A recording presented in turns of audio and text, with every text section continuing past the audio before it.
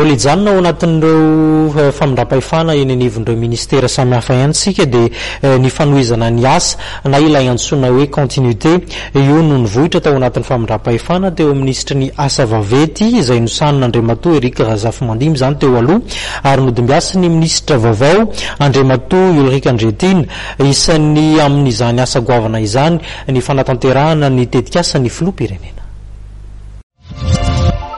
Ireo asa goavana natomboky ny ministra teo aloha Eric Razafimandimy dia hotohizan'ny ministra ny asa vaventy vaovao Ulrich Andretina raha nivoatra nandritry ny famindram-pahefana ny tanterahana ny maraina teo. Ny asa atao ministera asa vavety moa zany dia miroso tokoa ary ny asa goavana izay natomboka anay ary hotohizana ilay ministra dia ny fanamboarana ny valana mampitony ny mara ny fanamboarana ny section autoroute mamitoa ny port de Toamasina makany andalam-pirenena faharoa sy ny sisa fa dia noho ny fahatsarany fiarahamiasa ministra Rambo nanamafy izay fanohizana ny asa izay ny ministra vaovao tsy maintsy tanterahana ny tetikasan'ny filoham-pirenena raha nambarana. Ao anatin'izany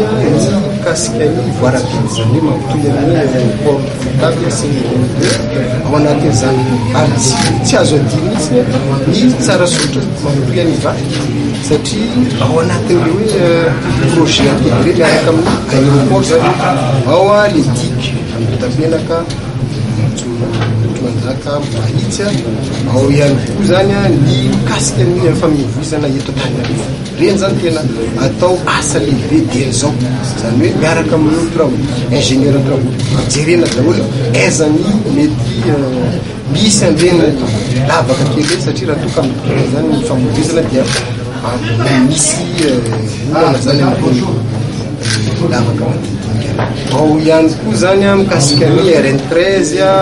RN44 RN5 RN6 reny efa projet mandeha fanaovana ny activation mampahaingana azy indrindra zany no atao. Mariana fa samy avy amin'ny antoko HVM ireto ny roso tamin'ny famindram-pahefana ny maraina teo.